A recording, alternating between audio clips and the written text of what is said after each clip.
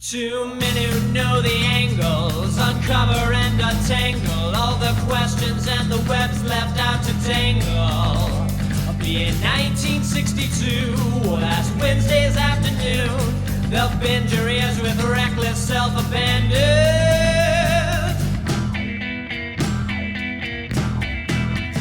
The amazing spider talk, the amazing spider talk.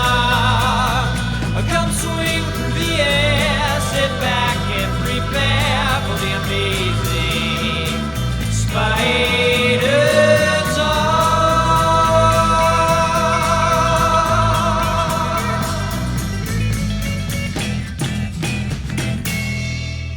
Hello, I'm Dapper Dan Gavosden, and I'm the founder and editor of the new AmazingSpiderTalk.com. Seriously, it's new. Go check it out. And it is fantastic, Dan. And I am the mischievous Marcinacchio, founder of the Chasing Amazing blog and author of 100 Things Spider-Man Fans Should Know and Do Before They Die. Not a new book, but, still you should check it out. Awesome. Well, thanks everybody for joining us for this special review roundup episode of the all-new Amazing Spider Talk. We hope you enjoy this podcast and that it provides an intelligent conversation between two fans and collectors as we look at the Spider-Man comic universe in a bit of a bigger picture. Today we're going to be rounding up part 3 of our Patreon reviews of The Hunted, as Spider-Man, the Lizard, and Kraven square off, and not all of them walk away alive. That's right, we're going to be reviewing Amazing Spider-Man Volume 5, number 21 to 23, also known as Legacy, 822 to 824. Remember, everyone, this episode wouldn't be possible without the support from our wonderful Patreon subscribers whose patronage allows us to assemble the guests we have on the show and do all of our research. So, if you, yes you, want to enjoy the show and help us to continue doing it while getting amazing bonus content like the reviews we're about to talk about today, when they were originally released on our Patreon, go to our show notes and check out the Patreon page and consider joining our team. Let's give a huge special thank you to our brand new, incredibly generous patrons. That includes Jason DePaulo, Dusty Morgan, and Gene Ramsey. Well, thanks everybody for helping us out. All that patronage has been put to good use. I've just completely rebuilt AmazingSpiderTalk.com, like I said at the top, for all kinds of new functionality and ease for you guys enjoying the show. So go check it out. If you want to help us out, it gets put to good use for things like that. And we're doing all kinds of new things on the Patreon, like reviews of the amazing Absolute Carnage series that's going on right now. I'm going to be bringing on some extra special guests to talk about it. Even Mark will be joining in when he feels like it. I know you're not the hottest guy on symbiotes in the current day and age, Mark. It's not about my thing about symbiotes. I'll be there to talk about it, Dan. I promise.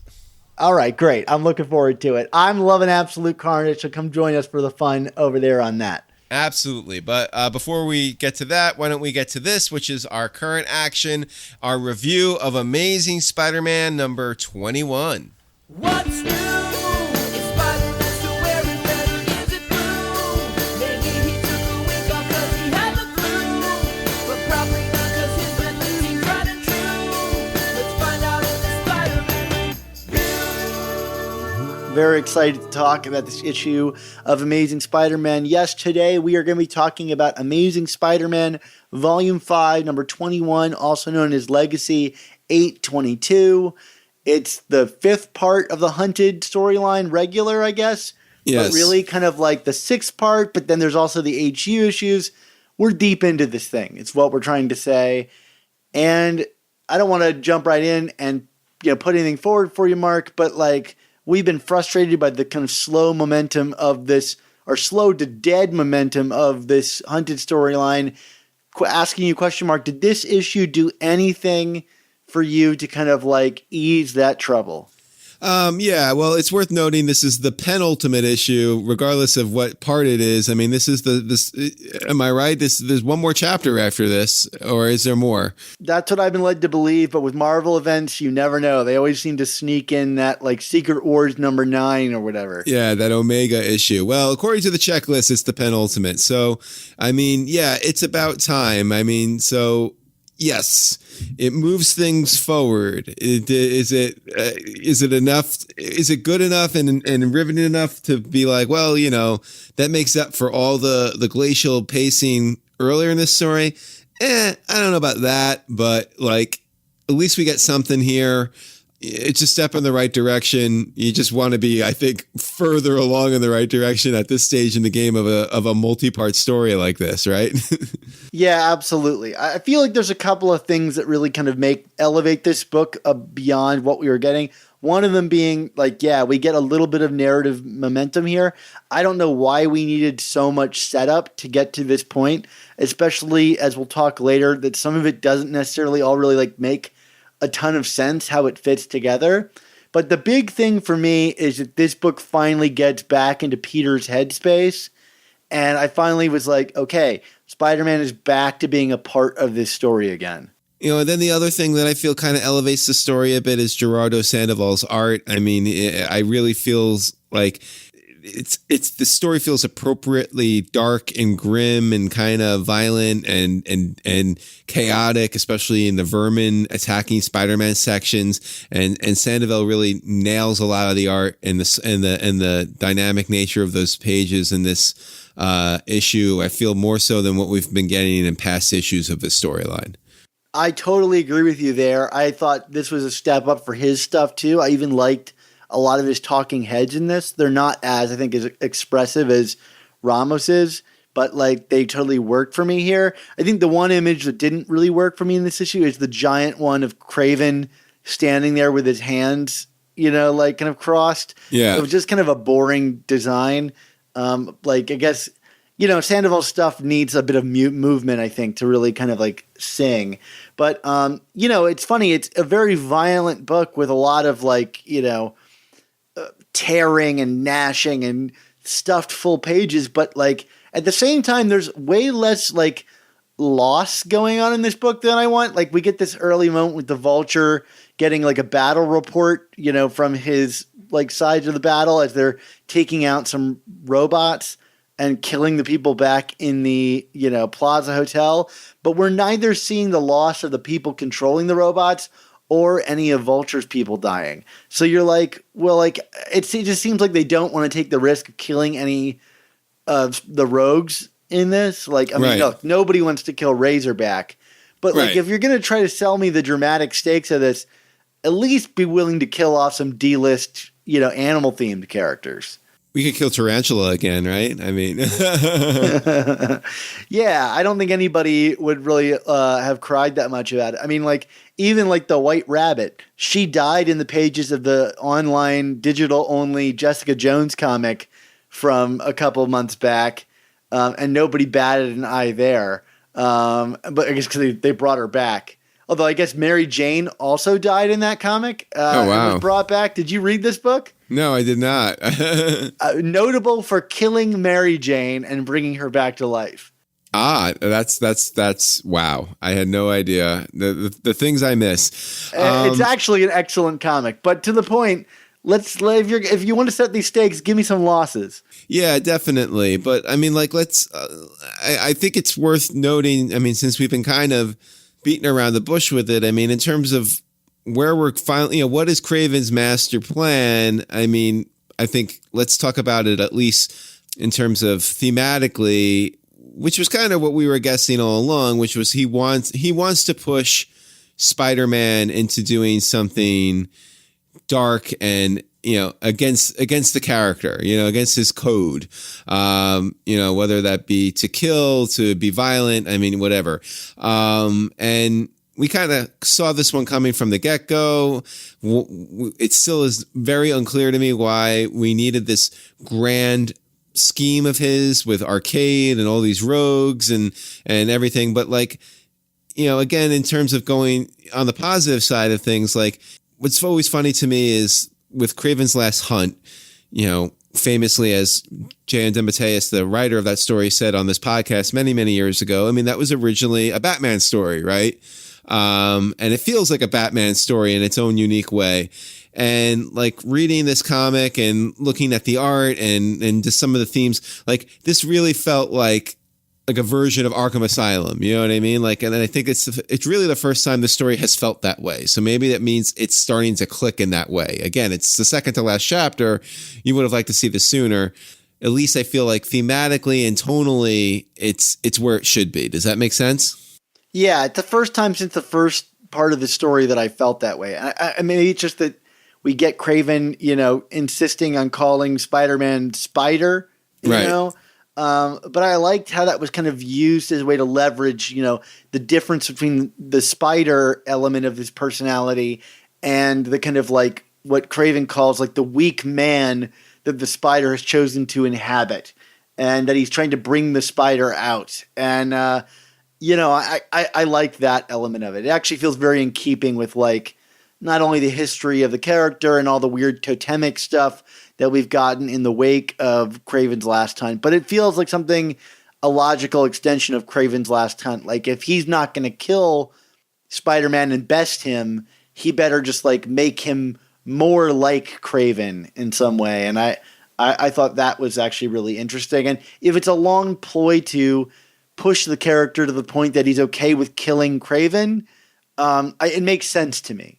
Yeah, I mean, we seem to finally have a reasonable path to that conclusion, whereas we really didn't have it before. I mean, it still feels very overdone, but again, at least we have a path, which is more than what could have been said for the last few issues. There's some weird things in that regard to being overdone, like that I didn't need. I still don't really get what the point of all this vermin fight was, although at least we got something visually splashy out of it. And Spider-Man even comments on this, like in the form of like he wakes up in Craven's like capture and he has like a new costume on that looks totally fine, although he's cut up underneath on his like, perfectly chiseled 12-pack or whatever you want to call it. To me, that's like a weird step into camp.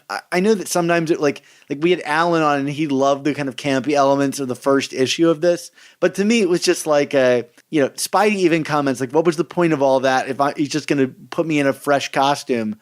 And I felt the same way, and him commenting on it doesn't really make it easier for me to swallow unless like ultimately there is a point to it all. I still feel like we're missing the boat with Vermin and his role in all this. Like, I mean, they're just, I feel like Spencer's just really trying to play up any and all connections to Craven's Last Hunt that he can to kind of bring it on home. I mean, even to the point that, we have the revisiting of the Mary Jane, I love you moment in this, but like it felt cheap here because again, I feel like is it that we're paying homage or we're just trying to be like kind of winking and nodding at what came before it? You know what I mean? Like, does that make sense? Like I there was something that like that, it just felt hollow to me because like you said, Vermin's role in all this is just so weirdly undefined. It's like he's here because, well, he was in Craven's Last Hunt, so of course he's here now. And it's like, well, no, it's not the same. I thought of that particular moment that the in-moment writing and visualization of it sold it for me, like him being drowned in the vermin. But like Mary Jane's absence from this book, like thematically, kept me from embracing it in the same way. I mean, it's always going to be an echo of the original, where like Mary Jane is actually just similarly not involved in the action, but thematically feels tied to it. So yeah, it didn't hit for me, but I thought like in this particular issue with the Vermin artwork that moment kind of worked. Yeah, I think that's fair. And then of course we again referencing like Craven's Last Hunt, we have Spider-Man taking the herbs and that, Craven used to take to heal himself. I mean, I don't know. Like, again, I feel like are we paying homage or are we just winking at what came before it? I want to see some more originality here and then kind of be a little more subversive with the references. And that's not what we're getting in this story. Yeah, I didn't mind it so much, but it does seem like a convenient way to like erase the actions that just happened, and it's like, what was the point of all this? It's just another complication, Yeah. At the same time, I could see Spider-Man being in a very weakened state, having to fight Craven. And that's interesting to me, too. I mean, like he was in the original where he had a cold. I mean, it could be that the original is so wide-reaching that, like, anything and everything could seem like a reference. Right. No, but, it's true. It's true. But yeah. I don't know. I mean, maybe if we didn't get so much meta commentary on it and like some of the preceding chapters, like, from Arcade kind of selling it as, we got to revisit this and revisit that. And that's what the crowd wants. And it's like, but of course, like, I think the most problematic thing about this issue is, I mean, and it's problematic in the convenience of it because it also there's some rich character interactions that go on here involving this development. But, so Spider-Man is faced with this choice. We got Billy Connors and Felicia are still out in the wild, and they're being they're confronted by what does Alan call Craven's son? Crayju. I don't love it, but we're sticking with it for the time being. It's no shush, but it's Alan, so we'll pay our respects. He has demanded it, and you don't want to see him angry. No, it's true. It's true. Spider-Man has this choice where, because Kurt Connors has this inhibitor chip in his spine that will that prevents him from lashing out and becoming the Lizard full-throated. He's asked Spider-Man to basically rip out his spinal cord, right? I mean, that's what we're talking about here. I mean, it's like, which, I mean, again, it kind of goes, does Spider-Man have the strength to do that? I would say yes. Okay, I guess. He does this, and of course, like, Spider-Man feels like, Spider-Man is resistant, doesn't want to do it because it could kill him, and I don't kill, blah, blah, blah, blah. And then, of course, yada, yada, yada. It was the best soup. So he does do it, and, he thinks he kills Kurt. Spoiler alert, he doesn't, but then also, like, Craven is kind of like, yes, finally, he's becoming the man I want him to be. And it made me go, now, wait a second. Like, up to a few issues ago, Kurt Connors wasn't even in this story. Like, he was like kind of like the white whale that they couldn't get into this thing. So how could this be like Craven's master plan when Connors wasn't even there for it? You know what I mean? Like it makes no sense. And it's a real shame because, like you said, there's so much good stuff involved in this. Like, we get like a mea culpa for, the Lizard in regards to Shed, which I found fascinating. Him discussing, like his remorse over what he did, and does his son remember this? We've been talking about the thematics of like fatherhood and things like that, but it makes the Lizard story into a Spider-Man story. The idea of power and responsibility and the like living to make up for the one big mistake that you made and having a second chance and all that stuff. Like it's very the themes of Spider-Man. But it's all undercut by this nonsense that Craven would have no idea. Like, the whole idea was that the Lizard snuck into the park. And even in, like, the last issue with Vermin, where Vermin tells Arcade that the Lizard snuck into the park, he's totally shocked by this. It's like the Joker in The Dark Knight. It's, in that movie, he's got this insane plan that involves him getting captured and not captured, and you buy it because the Joker is an agent of chaos, but that's just not Craven. Right. Yeah. I mean, Craven is, he is a hunter. He is methodical. He is, everything has to be planned just so, like you can't go into a hunt chaotically because it won't be successful. So it doesn't make sense. It doesn't play into who the character is. But like you said, we did get these rich character moments. I also feel like we got some things fleshed out from the clone conspiracy. I mean, not only did we get things fleshed out from Shed, but like this idea of the clones that, that Billy is, that their soul is intact, which I thought was really interesting because we never really I don't feel like that was explicit during Clone Conspiracy 0, was it? I don't know. I just feel like I liked getting a little bit of context here. Yeah, it's interesting. I'm not a person that, like, I'll just say personally believes in the idea of souls. Right. But, for me, it was that they had their memories was, as good as them having their quote unquote soul, as part of them. But, like, it was a part of our Spider Slack conversation. There were people that wanted to know, like, do these clones have souls? Are they truly the original person? It seems, yes, they are actually literally that person brought back to life. which, we still have our questions about whether some people made it through. Like, I think for me, the still big question is Gwen Stacy out there somewhere. That's the big lingering question mark for me. And now this would mean it is legitimately the real Gwen Stacy who could potentially be out there if you believe, like me, she didn't really turn into dust in the clone conspiracy. Yeah, that would be interesting for sure. So yeah, I mean, so we got these good moments, but again, a lot of this is kind of, we got there in a very contrived manner. And again, I also feel like we kind of predicted this was the path that the story was going to take at some point. Like, what else could it be? So whereas I'm glad that things are happening. I'm glad that we're finally moving towards a conclusion,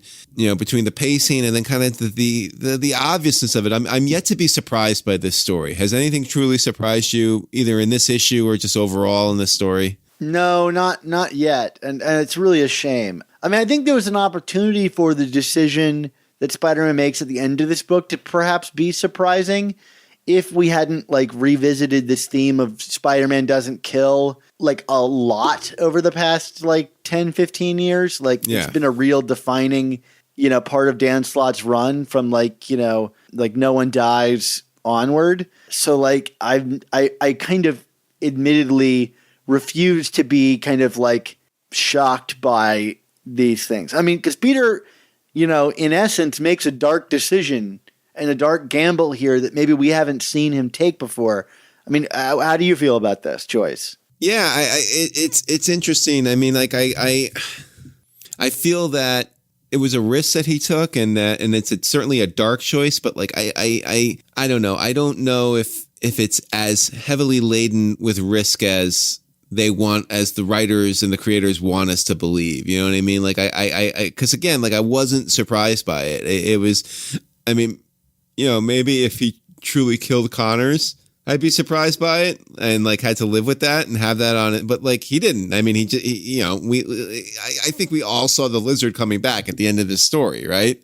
Well, yeah, but the question is for me at least, this could be an interesting opportunity to lay some guilt at Spider-Man's feet and actually have him kill Kurt Connors. If removing the inhibitor chip caused that personality to die. Yeah. Say the Hulk kind of thing, True. Where he's just the lizard from now on. That's an interesting moment, I think, and could set up an interesting moment for Kraven to reveal that Connors is dead and, unable to restrain himself from, because Spider-Man also takes his word that he'll be able to restrain the lizard from causing any more pain. I think there's a real opportunity for some interesting drama, maybe not in this issue, but in the next one to kind of, cap it off. I did like that it was a classic moment of no good choice for Spidey.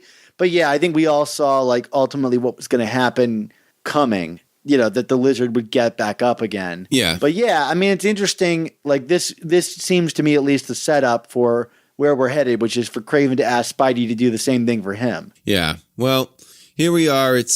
They got one more issue to do it, Dan. So I hope we get there. I mean, there's a lot to tie up. And it's I think you and I could have predicted this with issue 1, which is I think Alan and I said as much on that review, which is hey, we really like this first issue. It would be an A+ issue, but we both gave it A- because we were we've been burned before and we don't want another 6-issue series or 6-issue plus series where nothing happens until the last issue. And we're kind of at that again. And all these event books, it makes me dread Spider-Man events because what they end up being is just 1 or 2 or 3 issue stories bloated to 12. Right. Just like Maximum Carnage. And boy, the legacy of Maximum Carnage lives on in all these event books. Yeah, absolutely. Do you want to get to grades here? Yeah, sure. I'm going to give this one a B-. I am right there with you, Dan. It's funny, not to reveal how the sausage is made, but before we got on, Dan was like, I think we disagree on this book. And I, looked at his notes and I was like, no, I think we're in agreement. And then literally the same grade. So, so Dan, we don't disagree. We never disagree. We always see eye to eye. Well, I guess after 6 years, we've kind of melded a little bit here. Yeah. Dan, thanks to our patrons on Patreon, because without them, we would have never got that awesome review. But fear not, listeners at home, we're going to finish Hunted out in style in our review of Amazing Spider-Man number 22. We're here to talk about some Amazing Spider-Man comics, and we've got two people joining me today. One more of a regular, the other quickly becoming a regular. Well, first up, we've got mischievous Mark Giannacchio here. Wait, hold on a second. More of a regular? You missed one episode, and I'm just more of a regular? I don't know, man. It's like that missing annual there, you know? Like, it's not a complete collection until you got them all. Hey, there have been a couple of interview episodes where it was just me solo, so maybe you're more of the regular there, Dan. I don't know. We'll leave it to fate to decide. Oh, my goodness. Oh, well, yes, it is I, the mischievous one, Mark Giannacchio. And I guess I should throw the microphone over to the interloper of the group. Who are you, interloper? I am the available Alan Cherstle. See, I was like the credit, the alliterative credit that the letterer gets, way back in 60s Marvel. I went like the Artie Simek credits. Well, you were available, and we also wanted to have you back because you started off this conversation about Hunted with us when Mark wasn't available. And so we wanted to bring you back on to get your feelings on the arc over in its whole and as it concluded. So today we're talking about Amazing Spider-Man number 22, or for all you nerds out there, Legacy 823, which is fine. Alan, before we get into individual issue reviews, you are putting yourself on one side of the line saying, I'm not as nerdy as these people. Come on. I don't think there needs to be any qualifications for how nerdy Mark and I are. I think it's self-evident that we are quite nerdy. Agreed? Do I have to put my nerd credit on the line here? My goodness. No. But anyway, Alan, I guess I wanted to hear what you thought about all of the, I guess, like 9 or so issues. You don't have to break it down issue by issue, but like overall feelings about this arc as we've been moving through it. I haven't listened back to the episode I was on, but I've heard the ones you guys have recorded since then without me. And AKA normal episodes. Let's be clear about that. I was on a what if, but I've tended to mostly track with you guys if my grades might be a little more generous. And but then I went back and reread the whole arc, trying to think about this arc in a different way through a different prism than I was already thinking about it. And in fact, trying to do this with Spencer's whole run. And we'll get to that in a little bit. And yeah, I see all the flaws you guys have pointed out, especially as this is a book called Amazing Spider-Man that we expect to be about Spider-Man and Peter Parker. But I'll just say this up front. I think this arc, like as a collected trade of a hero who might not be your favorite hero, is a really good comic story. I'm just not sure it's a great Amazing Spider-Man series. All right, that's good. That's a good place to start. We're here at the end, and I think we've all kind of been hoping that this thing would kind of like start to dovetail and bring all these stories to a conclusion. I guess just general thoughts. What did you think about the ending of the story, Mark? Ultimately, I was pretty unimpressed with it. I mean, I feel like this was more or less with a couple of beats that maybe kind of surprised me.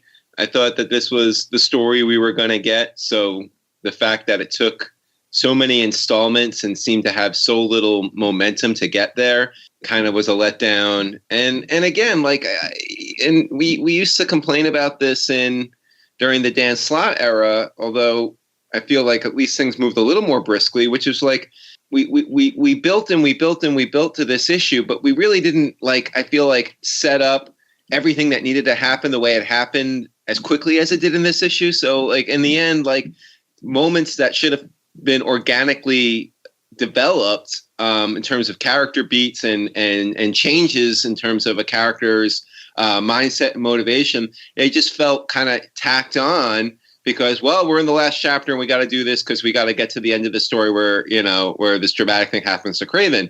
There were certainly plenty of moments earlier in this storyline that felt very superfluous, that maybe we could have had more introspection to Kraven and what he was actually trying to do and how he was trying to break Spider-Man. And frankly, we should have had more time with Spider-Man so that when his ultimate, final stand came against Kraven, the moment would have felt earned instead of just like, well, this is kind of what we expected him to do. I mean, nothing caught me off guard there in terms of Spider-Man's behavior, and that's disappointing.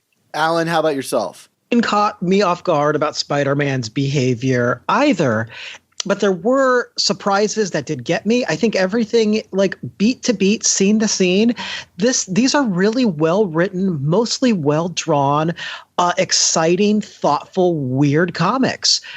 But the hero himself is just kind of there looming over it as a presence who will have a predictable set of responses rather than as a character who is going through this adventure and experiencing things and growing or changing and being tested.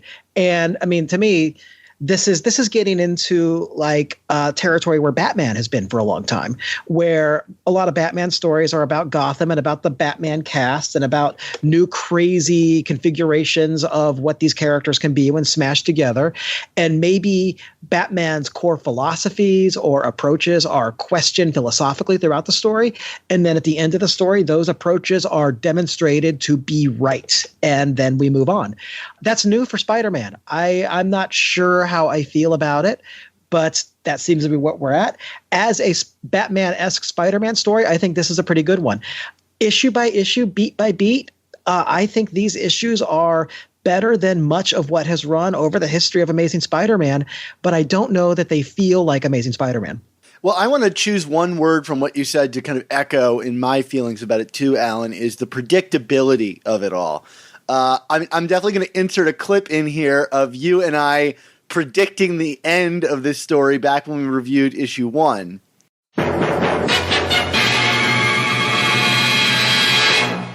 I'm still not entirely clear on Kraven's motivations, and granted, it's like the first issue. I don't quite get like how all of these various arms all come together. Like, what is he doing with these hunters?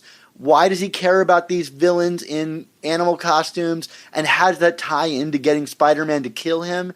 I'm not sure what his game plan is, and it's bad for a villain to tell me their game plan straight out of the front, but I just don't know how they work together, and I don't know if that's a negative. We're so used to stories spinning out of control, especially stories that have extra tie-in issues. Yeah. That, I'm a little worried that all of these elements might not cohere. Kraven's done goofy stuff before, so I can entirely buy the putting a shield around Central Park and taking over the Plaza Hotel routine. Great, but why would he do that when, the story that this issue pays homage to in its first pages is the rawest, purest me versus him? I'm still intrigued to see where it goes. Yeah. I think it's going to make allies and enemies alike in the face of this hunt. So let's talk about this big brouhaha that happens. We've kind of danced around this. We're calling him Kraven Jr. on the show. And you suspect maybe the Black Cat kills Kraven. I am in the camp that Kraven kills Kraven. Sure. At the end of this story, because how do you one up Kraven's last hunt? The only way that Kraven can really prove himself worthy is to kill himself again as his younger self. I can't believe I just said that. But it's comics, people. That's the only way. Yeah. Well, look. Kraven killed himself before. We're going to just make that literal, and he's going to kill himself.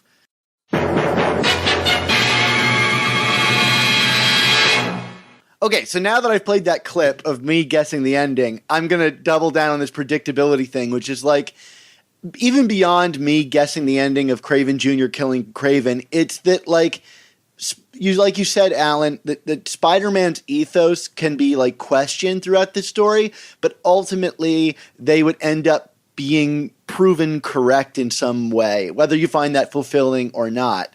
And that's the thing I have the most problem with these stories, is that they are predictable. They're not adding anything new or new wrinkles to why Spider-Man's kill code exists in the way it does. We're just getting the same ideas about the character rehashed over and over again. The idea of the spider versus the man, Like, how many stories in the past, I mean, even the past 20, 30 years, have we gotten on that specific topic that ended exactly the same way, with it saying, well, it's the man part of Spider-Man that really kind of, comes out Sets as him being apart. the head. Yeah. Or even the end of the JMS, like the Coming Home arc, where it's like, no, it's the mixture of science and, myth that makes me powerful. And that's almost like the whole thing in this too, right? Like Kraven is leaning into the totemic stuff only to ultimately like be told like, no, that stuff is not as important as like his humanity. And it's just an echo of the same thing over and over again. And so even though it's predictable, I really just like hope that these writers can come up with a new hook or avenue to explore with these characters, like say Superior Spider-Man did. And it's discouraging to me that like so much has been written about Nick Spencer, this being his big pitch for this book. Like that this is the story that got him brought onto Amazing Spider-Man. And I'm sure there were a lot of other things too, as proven by some of his writing and other issues. But like if I were an editor, I'd say, cool story idea for a small story, but like that's not enough in the way that JMS totally tried to upend things to really make a declarative statement about this is my run. Yeah, I mean, if I could just jump in on that, Dan, in terms of also with the predictability. I mean, obviously I didn't quite have the laser insight that you did in terms of the, granular ending of this storyline. But I mean, we have been talking about from the very beginning.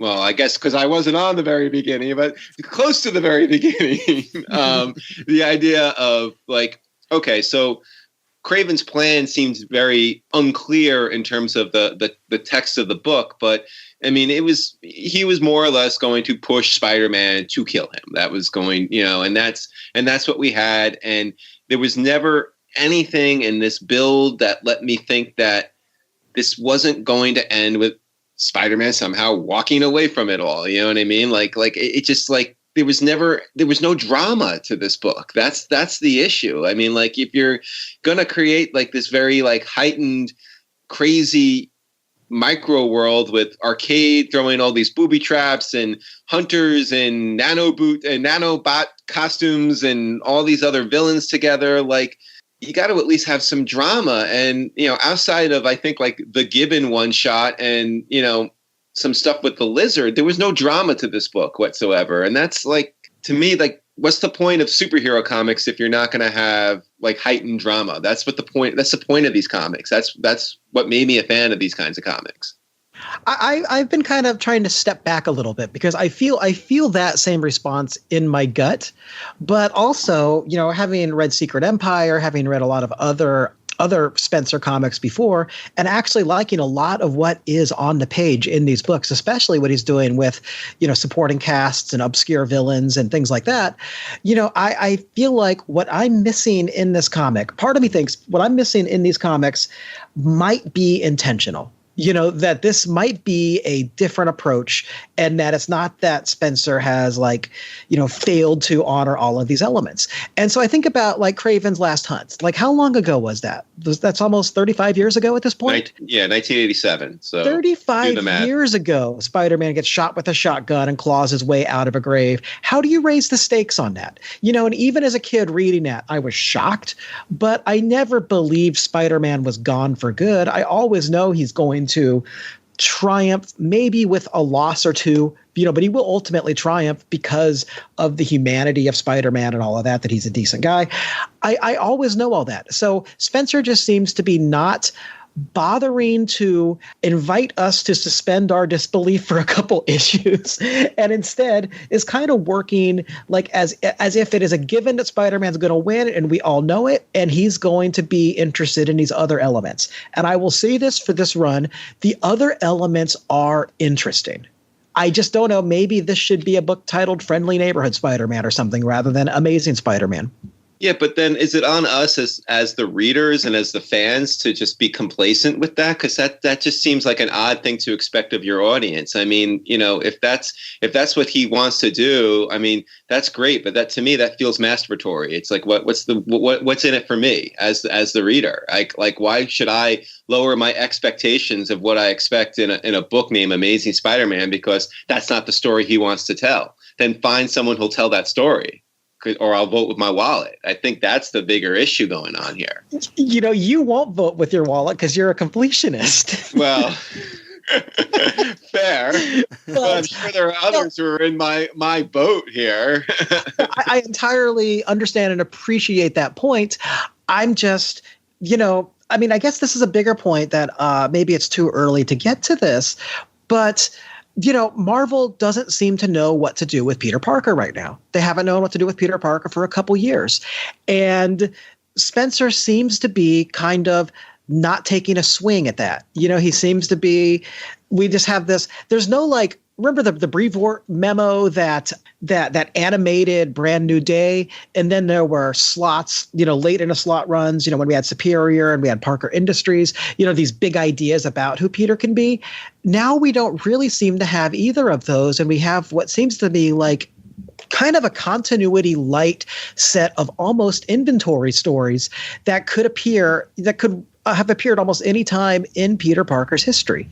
And that's weird, especially right now with Spider-Verse, the Spider-Verse film, and those really great character-driven books that Christos Gage is doing, over in the current Superior Spider-Man, or that is going on in the new Miles Morales book, from Saladin Ahmed, where it's really character-driven. And these current Spider-Man stories are not at all. These current Peter Parker stories are not at all. And I kind of feel like I would love it as a fan and reader if instead of just they were going with this idea of kind of an open source Spider-Man that could be anyone at any time, that they really were to double down and amazing on this is who Peter is now. This is why Peter matters now. And they're not doing that. So, I wonder, is that a mandate? Is that what Marvel wants? I don't know. I mean, to me, it's not that these things are total misses. It's that they're near misses. The one thing that they're missing is something declarative about Peter, but everybody else is getting declarative elements about who their character is in this new run.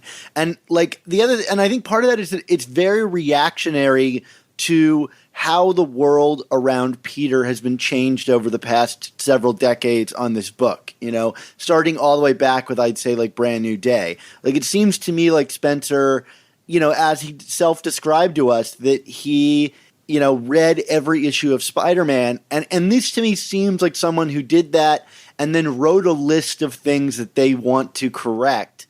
But were overall confident about who Peter was, and maybe overconfident about how much Peter needs to be incorporated as a part of that corrective. Because everything around Peter is changing in ways that I like, for the most part. I mean, I don't know that I bought Craven's change here, but I feel like the first issue of this run was where he got out of the way things that he wanted to correct to get Peter back to where he felt was regular. But then he just kind of gave up and focused on other people. And I think you could do both things. I don't see it as, a mandate or anything like that. It's just a change of where his attention is placed. And for a first year on a book, it's frustrating to not know where the attention is placed in regards to Peter. And, I'm echoing a lot of things that have been said, earlier, but I don't think it's that far off from being exactly where it needs to be. It's just missing the core element of who Peter is and what he wants. And this story is as indicative of it as any other. I mean, we're going to get into the granular details of this, but at the end of the story, Craven's just all right, Peter, go do your thing. And then we hang around with the story without Peter for a little while, as if this was just another, bump on the road for Peter's own life. Yeah.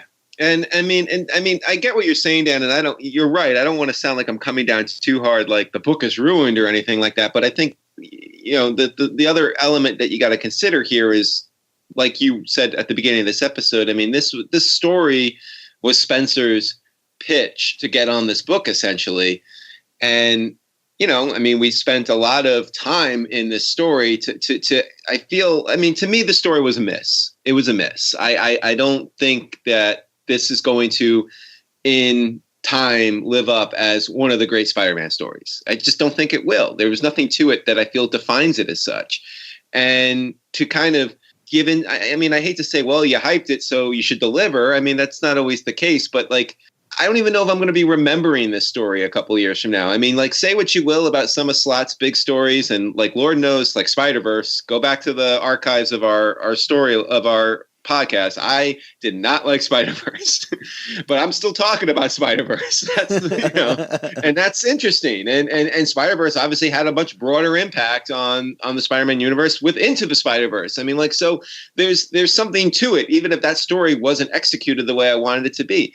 This story to me just feels unremarkable, which I think is like just the most distressing thing you can have in comics. Like, it shouldn't be unremarkable. Like, there should be something to really hang on to here. And I don't know if there are a couple of individual moments that made me say, oh, that's interesting. Or, oh, that's a good turn for this character. But like, as a whole, there's nothing that I feel I'm going to glom onto where years from now I'm like, remember Hunted and the impact that had? It's just like Peter kind of came into the story randomly and left randomly. There was nothing. He didn't even come in or come out on his own under his own power. Like, he didn't make any of the key decisions. Yeah, he was captured, then he was let go, then he was drugged, and then he was let go again. And those beats were really rushed through. You know, like when he gets beat down in the previous issue, like that is just dashed right through. There's this underwhelming like 2-page splash that doesn't really have enough story content for me to really understand that he's losing a big fight. And then there's like one more page of this fight going on. And, you know, if this is going to be a book where, you know, it's like about Spider-Man's universe, sure, maybe you can dispatch him in a page, but that just felt way off to me. Well, let's get into some of the specific details of what happens in the story, because we're kind of talking around how this plays out, the specifics of the big, like, I guess the big moment with Kraven, which is like has a bunch of smaller moments that all lead into it. So, I mean, I think it's the key thing here is that, you know, Spidey is, you know, trapped and racing against the clock. He let the lizard go, and he is ultimately let go himself, where he discovers that, like, it appears the lizard has torn up all of these guards outside of the room, and Spider-Man is dealing with the death of all these people on his own hands. And then Kraven enters the scene and reinforces that, saying, like, you have made a decision to kill people. You saw, you know, 2 options and chose the one that you felt best fit the situation. So you are willing to go there. I guess I'm curious, before you even got to the ultimate reveal of this, how are you feeling about this in the moment? Like, did you find this to be a compelling idea for Kraven to pitch to Spider-Man? I mean, it's an interesting theory, although again, we're not to revisit where we were last episode, Dan, or whatever episode it was when Spider-Man and the Lizard were caged together. But like, you talk about suspension of disbelief. I mean, like the Lizard wasn't even supposed to be in this world here, right? I mean, wasn't that kind of the surprise of, oh, the Lizard's not here. Oh no, now he's here.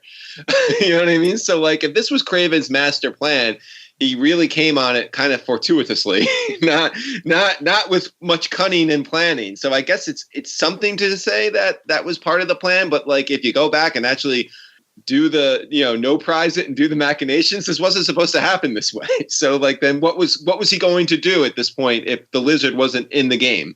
And it's a little too much theater for Kraven, isn't it? Like to slice up did Kraven kill them or what? Am I missing something? No, I'm pretty sure it's Kraven who did all of that stuff. That's what I thought. Like, to try to trick Spider-Man, it's just, you know, I don't quite buy that. But that said, you know, reading it twice, I thought it was kind of, you know, it's one of those killing joke moments, and I'm tired of killing joke moments, but I do appreciate that Spencer, you know, later undercuts it. But where, you know, the villain is asking all the usual questions of the hero. Why do you not kill us? Why do you let us escape and then kill again? And, you know, for the heroes to make any sense in the world to us as readers, we have to like believe that they exist in a world where all of these stories maybe didn't happen. Because like Joker and Craven would have a point if like every story in continuity actually occurred, and because then suddenly Spider-Man and Batman are monsters for not killing him.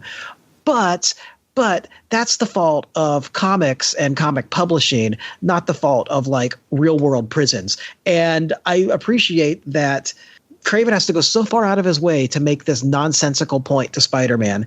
And then Spencer lets us know, no, that point makes no sense. It would be wrong of Spider-Man to kill. In the real world, Manson was in jail and then he died in jail and he never got out and he never killed again. Yeah. And he never convinced everybody that he's actually a good guy. Let me go. And I just find that tired plot line, that comes from Killing Joke, just annoying and dumb and nihilistic. And I just really appreciate the way that this issue and Spencer undercut that and exposed that as nonsense. That said, to get to that point, we got to swallow a beat that I don't know that I necessarily believe. Yeah, I want to. I think I agree with you ultimately, Alan, in like a helicopter view. But like on this specific point about the guards and the like Craven's plan to kind of secretly cut up and poison the guards so that it looked like Spider-Man was involved with letting the lizard go and killing them. To me, it's a sort of mind games that like Craven's playing are not like him. Like he's a guy that's a big moralizer. I don't see him like. It seems here he's like trying to operate on technicality and be like, what are the small things I can do to manipulate Spider-Man into actually killing me? As if that, Spider-Man like physically killing him was his ultimate goal. Even if it is his ultimate goal, like I just don't believe that Craven would go about it that way. Like he would do some big grand drama. Like, but here it almost seems like him manipulating Spider-Man is sort of like his own admission that his ideas aren't correct. If he has to trick someone into his ideology, like it's almost like him just giving up already. And maybe that is part of why he ultimately does give up. But I just don't believe that Craven would be so like operating in the grays of things. Like he's a very headstrong guy. And I just don't believe that he would like resort to the kind of like Joker trickery that we see in this issue. Sneakiness, yes.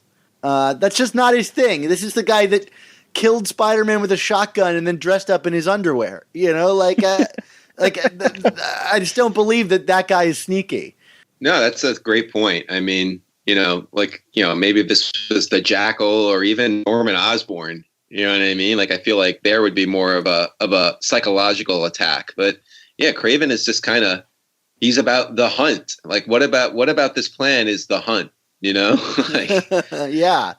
I don't know. I mean, although he was never going to hunt again. So maybe that's why he's become more psychological based. I don't know. Yeah. So back to Craven the manipulator. So back to Alan's point about like, the key moment of this issue, at least I, see it as the key issue, is this point where Craven has now laid out his whole plans to Spider-Man and telling him, you've made this choice, and Arcade sets up this other, like I thought kind of weirdly handled choice where he's like, well, I will kill everybody in the park, essentially, if you don't kill Craven. And Spider-Man has put at this like crossroads where he ultimately realizes, oh wait, after beating up Craven, I don't have to kill this guy because this has all been manipulated, as we've been discussing. And he has to show Craven the truth of the world as he sees it. So he jams his face up against some televised viewing device, and Spider-Man and Craven watch the lizard approach Billy and Felicia in the park, who have already been kind of tossed around by Crayju. Alan, I hope you're happy with me saying that. You have demanded that I call this character Crayju. I'm not proud, but I every time I see him, I immediately think of that, and it's. I don't know. I think we can be better people than this. I'm sorry to lure you down into this hole. It's okay, Alan. We know that you are known for your incendiary thoughts and words. We only have Alan on for the hot takes and the controversy, Dan. Yeah, exactly. So to this point, like this scene that plays out here, I want to get your guys' reads on it because this is the moment for me that like is the whole point of this story, right? We are seeing Spider-Man's ethos in work, and Kraven is changed fundamentally by it. And I have to say to myself, it did not work for me at all for a number of reasons. But I'll get into those. But I want to hear your guys' thoughts first. Well, first of all, I not to be glib about this moment, but like I did find it strange that like as Spider-Man is like watching, he like sees like Felicia get stabbed, and he's just kind of sitting there watching it happen. Like what's going on there? Like where does that play into his ethos? Poor Felicia got like blasted with like a laser gun and stabbed in this issue, and I'm guessing seemingly will recover. Well, she has her own book now, right? I guess that's true. Yeah, there you go. Editorially mandated survival. There we go. Saved by the editors. But yeah, I agree, Dan. And again, like this just talks to the pacing of this story. We've been talking about this from Jump Street that I have felt that this is a poorly paced story that. For all the installments, there's just been so little build, so little drama, like I said earlier in this episode. So to kind of have this very critical turning point, it just, again, it didn't feel earned. It didn't feel organic. I don't understand how this was the moment that made Kraven realize this is just not how he's going to beat Spider-Man. Like it just, there was nothing to it that made me feel like, oh yeah, well this is Spider-Man's going to break any moment now, and Kraven consents. There was just no there to be kind of shallow about it. I just don't. It didn't feel earned. I wasn't sold on it. I don't buy it. That's the short of it. And I'm kind of with you in that. I don't think all the elements really came together. The speech was good. The staging was flawed and awkward and maybe even confusing. And, it feels like these characters maybe should have been in the same place or something. But I do like the broader idea that Spider-Man's trust in in other people, his belief in basic human decency, wins the day. But for him to trust that a volatile weirdo like Kraven, who is given to these squalls of honor, of honor and anger, is going to be convinced by this, and for him to sit there and watch Felicia be stabbed to prove a point to a guy who, makes his decision making is not rational. That I don't know that Spider-Man is like so steeped in Kraven's code that he could have predicted this outcome, and he really should have been holding him up to watch this rather than going out there to help out. I don't know if Spider-Man necessarily predicted this outcome. I'm actually okay with it on that level because I feel like Kraven is the kind of guy who like could, not that his mind could be changed that quickly, but he is a man of like who operates solely on principles and things like that. So like Spider-Man just showing him something that like discounts his worldview, like I see could change Kraven in a way because I feel like the guy does operate in that regard. I have two major problems with this moment and why it doesn't work for me. And I wonder if we could unpack each of them. But the first one is that, for how much the end of the story is about Spider-Man's worldview and that compassion and morality finding its way into Kraven, none of this story leading up to this point has been about Spider-Man's worldview and compassion. It's been about everybody else and their kind of like violent animalistic nature, but there's been no opportunity for Spider-Man to truly show his compassionate side. I guess the closest we ever got might be in the Gibbons story where he goes and comforts him in his death. But like even Spider-Man didn't know the backstory to what was going on there. He's just being generally compassionate towards someone dying, which I don't think is a very high threshold to ask people to clear, especially for our hero. But yeah, I mean, for me, it was like if this was really what the story was about, this clash of moralities and Spider-Man's being the one that wins out, it'd been nice to have seen some of that in the story. And it made me wonder, and this is where I want to get your guys' feedback, obviously, is, we have 50 plus years of Spider-Man comics where we've seen Spider-Man's morality and worldview play out. Is it up to these individual stories, like one like this, to reinstate something that we all know? It is in my opinion that yes, you do need to, if your story is about that, show moments of that. But I could see the writer thinking, why repeat this when our readers know this so well? Where do you guys stand on this? For me, I'm more on your side of the fence, Dan, and that I feel like you still have to, even though we have 50 plus years of continuity and stories to mine from, I feel like that old adage, every story is somebody's first story, and I feel like you have an obligation to kind of create the arc within your own arc. So you know what I mean? Like you need to, if you're trying to sell the build to a certain moment, to a certain beat, you can't just go on the idea that, well, we all know who this character is and we've all read these stories. I mean, we were just saying earlier, Kraven's Last Hunt was 30 something years ago. I would wager that there are people listening to this podcast, right? A high number of people listening to this podcast that never read Kraven's Last Hunt, right? I think it's entirely possible. I mean, I know it's this big famous story, but it's 30 something years ago. There are people who were listening to this who weren't even born yet. I don't think I was born yet. Was I? I was. I was. 87? Okay. I was one. So there you go. A highly engaged reader at that point. You were one, but not everyone, you came on to Spider-Man in the 90s. Not everyone born in the 80s came on in the 90s. They might have came on during the JMS run or during the Dan Slott run, and they didn't think to go back and read that story. And unlike Alan, at the age of 1, I recognized a William Blake analog when I saw it. Don't remind me of my humiliation in college. Yeah. So what do you think, Alan? Well, yeah, this is the question. I actually had this question in mind when I reread this arc, asking myself, isn't like just Spider-Man's human decency like ambient human knowledge at this point?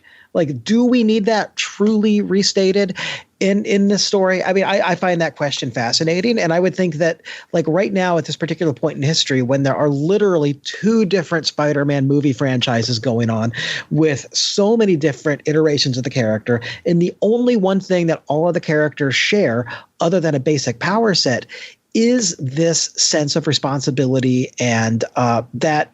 I mean, it's the animating impulse. It's like if you do a sequel to Frankenstein, you don't have to show him putting the brain in. Frankenstein's in the culture. We know what it is. And I don't think that in this case, being denied a scene where Spider-Man stops to save a cat from a burning building is really like going to hurt the climax. I have issues with the way the climax is paced. It is weird, though, like the things you are expected to know and the things you're not. There's all the homages to past stories. Spencer tends to kind of wallow in different, different eras and elements of Spider-Man's life, depending on, what the current story is. And I don't know how much of the story is comprehensible if you haven't read Kraven's Last Hunt, but I don't know that they need to establish Spider-Man's a good guy who likes to save people and won't let you die. I don't know that they need to establish that anymore, guys. I just really think it would have bolstered the point, like narratively and for Spider-Man himself to, within this story, have a moment of Spider-Man doing something truly noble and good. I mean, I can't think of a single moment in this where Spider-Man takes an action in this storyline that exemplifies this whole worldview that he is putting before Kraven, especially if it's going to change Kraven's mind. Like, we know all of Spider-Man's goodness, but does Kraven, has he seen that goodness on display?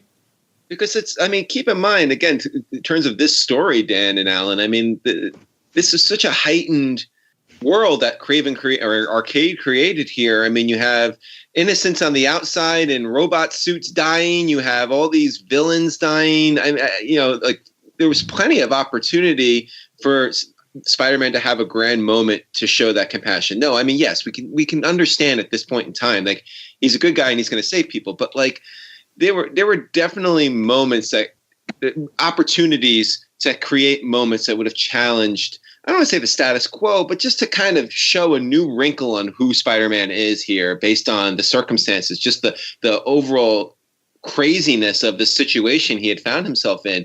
And instead, he was just so passive in this story and such a bystander. And to have him be what ultimately turns the final screw of the story and create the ending, it just didn't make sense because it wasn't earned. There was nothing in it that would have, to me, would have moved Kraven. Like here's, and if this is me being overly dumb, I apologize, but like when Kraven and Spider-Man look out the into the screen to see Kreiju and Black Cat and Billy and then the Lizard, what could have happened? What was the alternative that would not have changed Kraven's mind?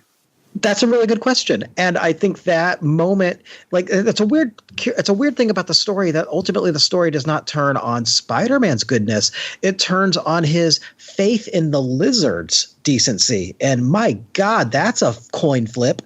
That's like betting that Two-Face is going to be good this time. I mean, what is he doing?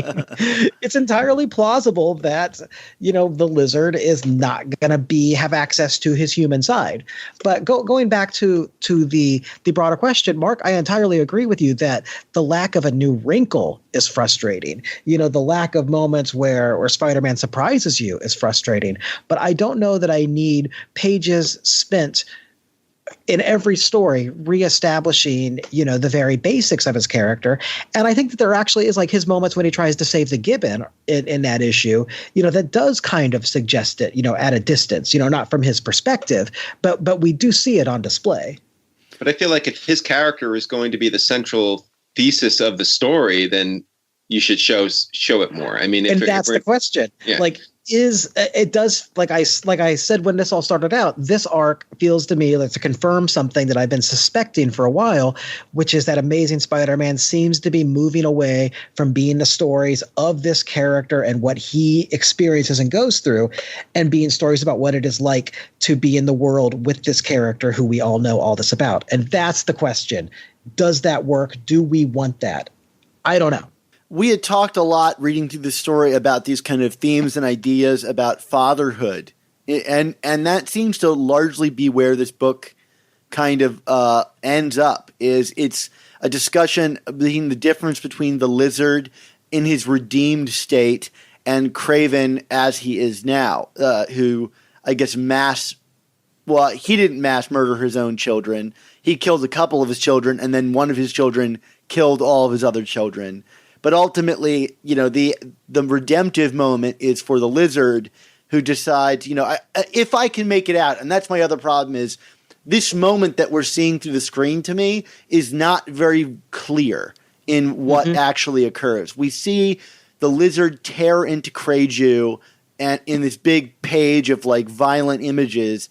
And then on the next page, Kreiju is just gone. He just disappears out of nowhere. And we have this scene where where the Lizard, I think, and you guys can correct me here, I think the Lizard is about to attack Billy and Felicia, and in that moment is able to calm himself down, stop himself, and then run the opposite direction. Is that what I'm meant to take away from that moment? I mean, that was my takeaway. Yeah, same here. I just didn't think it was all that clear for like a big moment like that, so it felt pretty flat to me. But I do like that, like, if that is my understanding of what goes on in the scene, that like ultimately, at least the themes of like the fatherhood element do come back around. And we're experiencing even the final image of the book is that photograph of Kraven and his, young children clones of himself. His high evolutionary moment.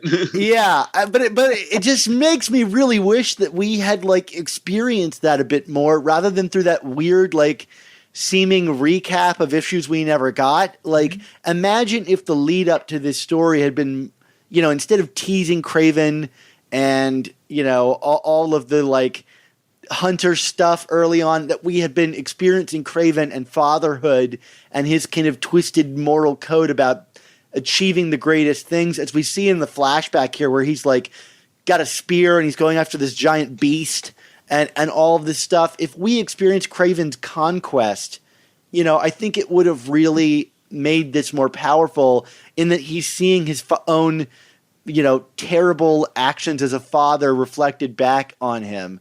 Rather than it being about Spider-Man's morality, it should really be about Kraven and Lizard's different approaches to redeeming their roles as fathers. Yeah, Dan, that makes sense to me. You're doing all this work to what would make the story we were presented with perhaps work better or have more impact. But the story you're talking about is a Kraven and Lizard story, not a Spider-Man story.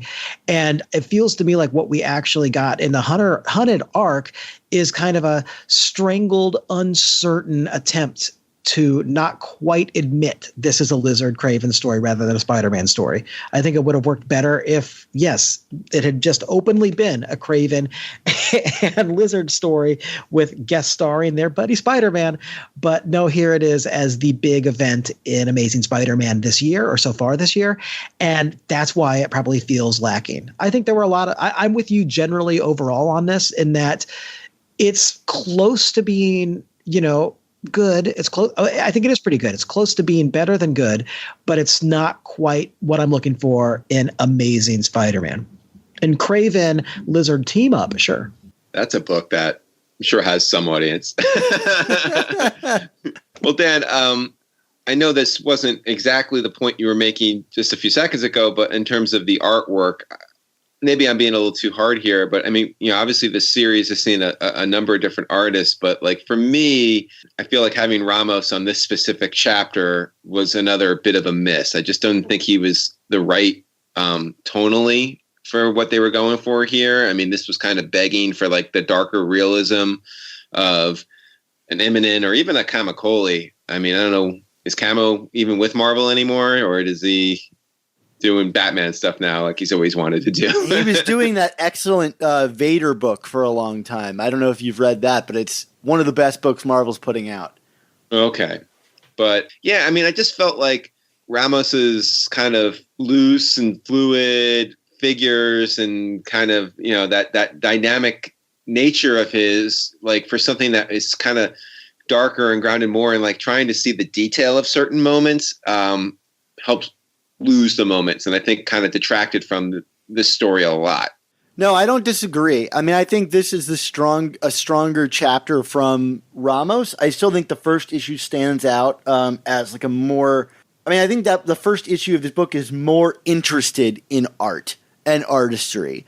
Even just down to those silent pages that we got in the first issue, which to me is still maybe the best thing we got out of this arc is just the quiet moments that let Ramos really live. But yeah, I mean, that I can't understand specifically what's going on in these key moments, I think is a detraction to the art. And it did add to the surprise of who is in the Spider-Man costume at the end, but kind of accidentally. Yeah, it's kind of a cheat. The kind of rushed quality of maybe the inking, the uncertain bulk of whoever is wearing that costume, made it hard to tell that, oh no, you should be able to spot Kraven. Spider-Man looks like a soccer player. Kraven looks like a linebacker.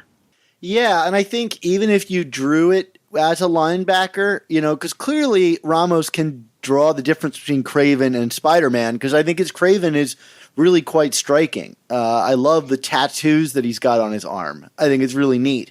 But I don't know why he chose to draw Spider-Man as this kind of, or Kraven in the Spider-Man costume as this sort of spindly Spider-Man character, if only because that's the way his Spider-Man looks. But I think putting on that costume, it's like Face-Off technology from Face-Off, where suddenly John Travolta's own wife can't tell this is actually Nicolas Cage, or vice versa, however it worked. Yeah, it's totally strange in that regard. And I think the cleverer ending is just having that linebacker Spider-Man there And I guarantee you there will be people that read it that still overlooked that and weren't looking at the builds of the bodies, because the way that the issue is structured in the end is really neat, because you're seeing Kraven approach his coffin and you think that these are simultaneously occurring scenes instead of a time jump. And so you were thinking that Kraven's going to commit suicide, and only as he's actually committing suicide as Spider-Man do we see the reveal of the costume in the coffin. I thought that was really clever until I was like, but wait, Spider-Man looks like Spider-Man, not like Kraven. And it's a cheat, but I think you could have gotten away with it still and still had that aha moment. Oh, absolutely. It could have been better handled, and I could nitpick it, all day. Like, can't Krayju smell his dad since he's a master hunter? There's all sorts of. Can't you tell? But that this isn't the guy you beat up an issue ago. But I like that ending a lot. I thought it just had the finality of a coffin closing shut, kind of like the original Kraven's Last Hunt did. So I was on board with it. I was feeling more forgiving, especially the second time I read all this through. I like this ending. I'm going to come out and say it. Like, do I think it's earned? No. But I think, just again, from a helicopter standpoint, like just way up above, I'm like, this is the best version of this ending. Was it earned really when Spider-Man beat up Firelord? There's something I don't know that can be truly earned, but are still kind of awesome on the page. Yeah, I mean, it's awesome on the page. I don't know. I would make an argument for the Firelord story, if only because it's 2 issues and it really like goes through like 20 different things that Spider-Man does to bring down Firelord. Like, I feel like the desperation of that story is really sold, but don't get me started on the Firelord issues. I won't. I love those issues. Yeah. They're great. I don't know that I felt like we were ready for Kraven to die necessarily. Like, I find it a bit of a bummer that the first major Spider-Man Kraven story that we've gotten since he was brought back from the dead is his death again. It's like we're just recircling the same things. I did find it kind of cheeky, and I don't know if this is intentional, that there's the image of Kraven looking back on his conquests with him looking at a squirrel. And I thought for sure that was a nod to his adventures in the Squirrel Girl book, where he drives around in his Kravan. But I can't be certain. But like, it seems just random enough that it's acknowledging that those Squirrel Girl stories may have happened. But I don't know. I mean, ultimately, I'm like, okay, Kraven's dead again. Again, I called it. I don't think it took a real like Nostradamus to call it. But I kind of hope that like, oh, maybe we could do something different with Kraven. Especially when, look at all the Kraven's got going on in these issues. Look at the events. He could go into event planning. There's so much that he achieved to set this up that it really should feel like he should have ideas for something else he wants to do. But I will always believe any like crazy turn of heart on the part of Kraven. But I guess not to be, again, the overly pedantic one here, but so talking about the build to this moment, obviously with Kraven's death, I mean, so just him accepting that who Spider-Man is and how he can't break them, that's what it takes for him to not be killed by the spider? I'm confused. like he wasn't killed by Spider-Man. So how did this happen? Well, I think it's part of that whole, like, whether you choose to believe the totems or not. Like, for Kraven, getting killed by the spider, like, was something that he, wanted, and he's allowed himself to get killed by it in this different way. Alan and I talked about this earlier, and again, I'm mixed on how I feel about it, because it does take forgetting some continuity, because in the pages of Scarlet Spider, the curse was already broken. So I just don't know how serious Spencer is taking this, as though this is fulfilling the cosmic destiny, or this is just Kraven and his own perception of fulfilling the cosmic destiny, where the spider kills him. It seems to be trying to have it both ways in some way. Like, it's being clever about it. And I'm willing to accept it because it's just so murky to begin with. it's comic books. I hate that as an excuse, but No, sometimes you it's valid. You can't talk this long and then go, it's comic books. But I'm with you. I feel like I'm comfortable saying it's Craven. Like, it makes sense in his head. And I believe that this could make sense in his head, even if it doesn't make sense in my head. It didn't make sense in my head why he shot Spider-Man with a shotgun and then wore the costume way back when. Well, that's because, JMD wanted to write a Batman story and didn't get to do it. So Now we have a Spider-Man story that honors that story that seems to me structured like a lot of Batman stories are today. Well, do you guys want to give our final thoughts and grades on this?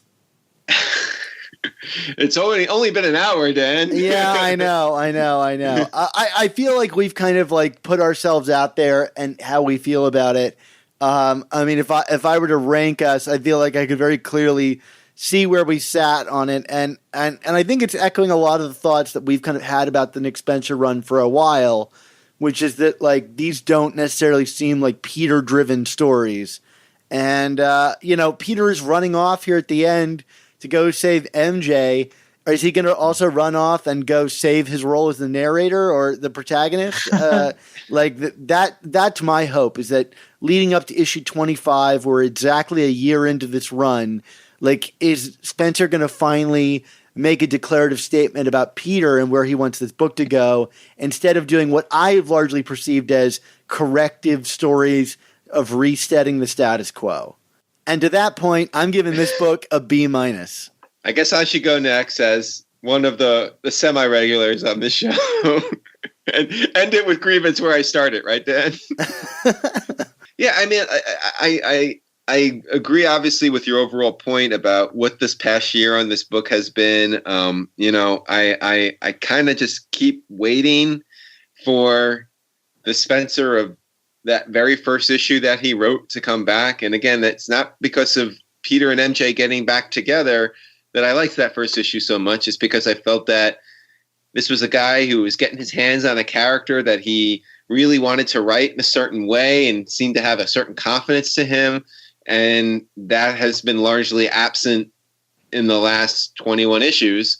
I hope that more time will maybe allow Spencer to start getting back to the character. But I'm starting to lose faith in that, Dan. I'm starting to wonder if maybe this is just what it's going to be. I mean, as of right now, it just kind of feels like a Denny O'Neil kind of run for me in terms of what this book is doing, especially coming off of the Dan Slott stuff, which, as eclectic as it was, seemed to at least have confidence in its ideas. And I don't know if there's always confidence in the ideas here. I think it's just kind of muddling around. So with all that said, I'm giving this issue a D+, which I know sounds low, but I mean, it just kind of caps off a story that ultimately I just did not get much enjoyment out of, and we'll probably forget about it in due time. So that's where I'm at.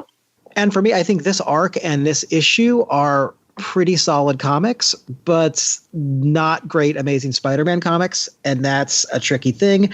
I would just wish that, personally, although I'm not sure that 40-year-old readers are the ones who should be determining where Marvel should go with this. I totally recognize that maybe they have reasons for like removing Peter himself, removing the specifics of Peter's life from the current continuity. I don't know. I hope not.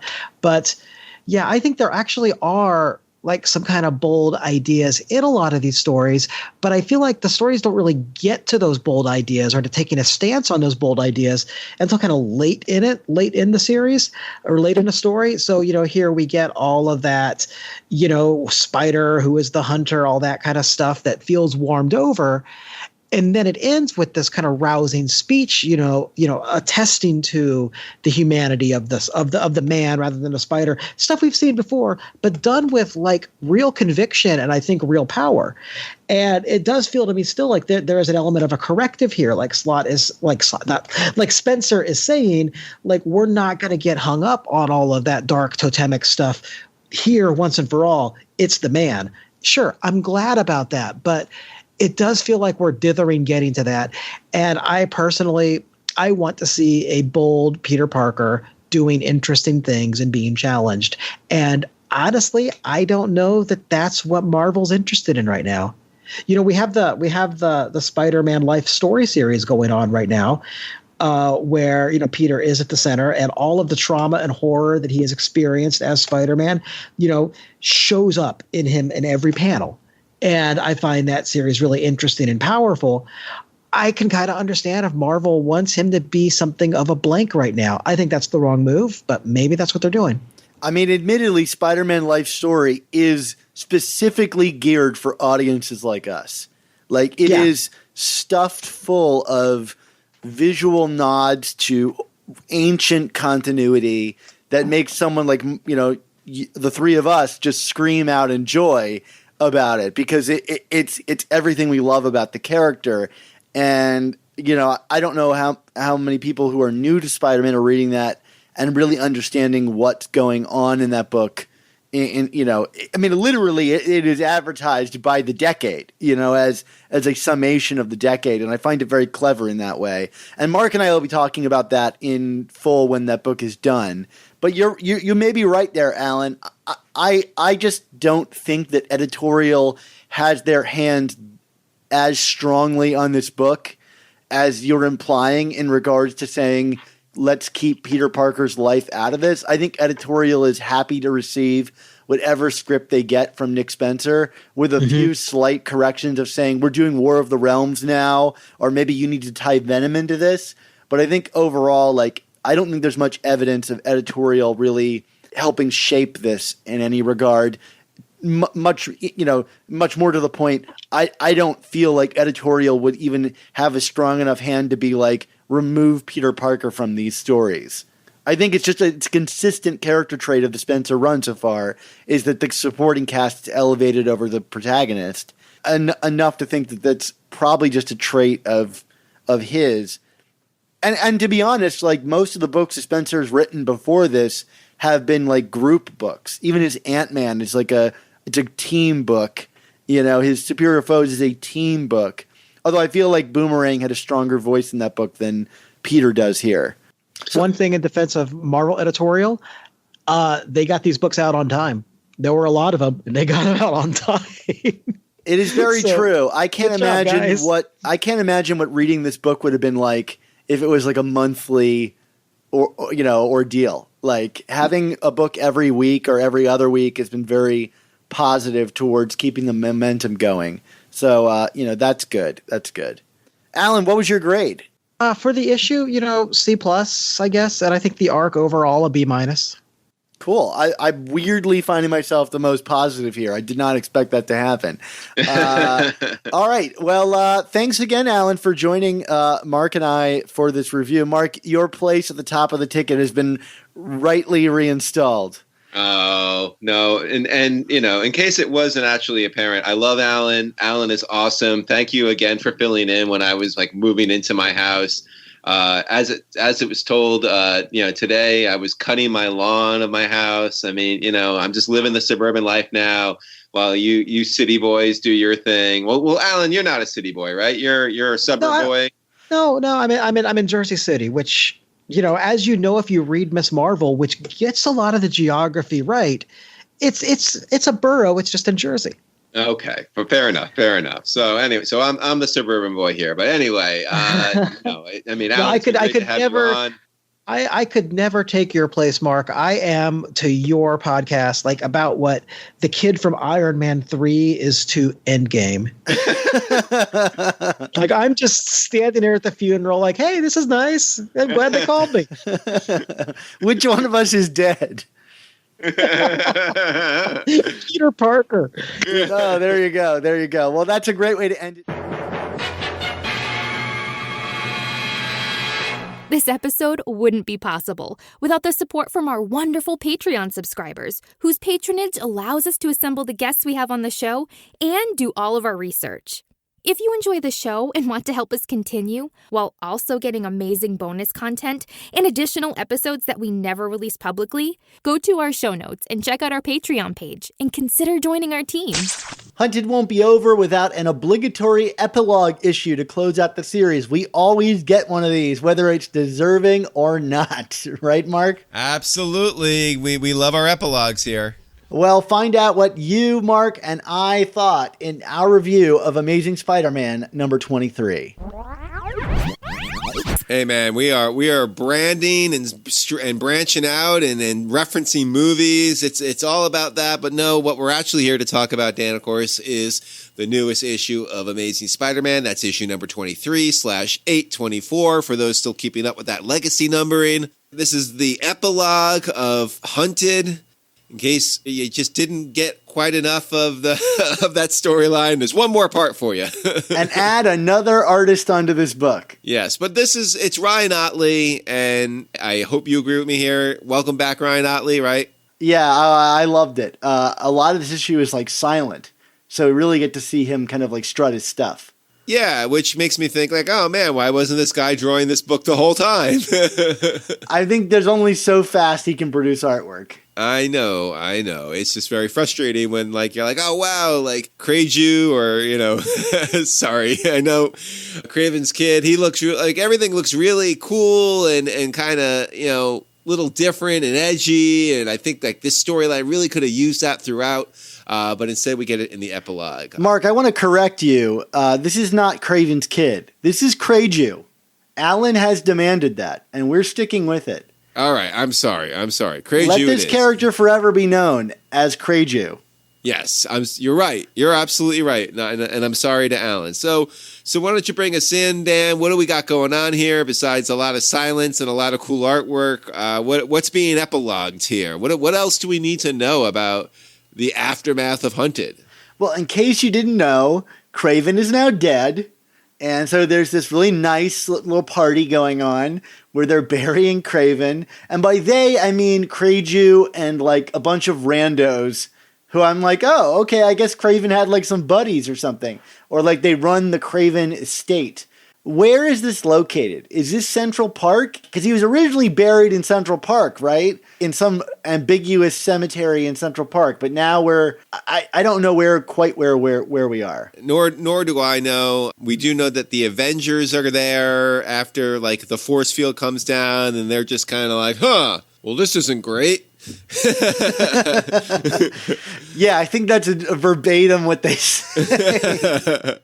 I mean, all the way down to Captain America telling kind of a Waka Waka himself, right? Yeah, absolutely. So we'll get to that in a minute. I like this opening. I thought it was really kind of like nice, the silent moments. After the funeral, we get like Crayju destroying his father's memorabilia, which I found to be interesting. I mean, he must be angry, obviously, that he killed his own father, inadvertently. But, an interesting way to see like what is powering this character is his kind of rage both at himself and his father's legacy in some way. It's a Spider-Man book, and we got to have some form of Kraven going on, I guess, right?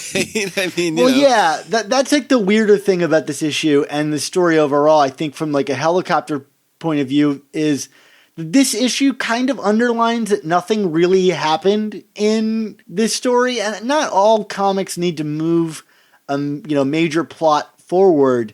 But I can't help but think like a lot of the stuff we learn in this issue kind of showcases how like trivial this whole story was, right? Like we've got Kraven who's killed, and we got another Kraven that's, for all intents and purposes, the same dude taking his place. Well, yeah. I mean, if I could just cut you off immediately with that, Dan. I mean, it just demonstrates the like you said, the true lack of consequences here. And I'm about to make I'm going to make a hot take here, Dan.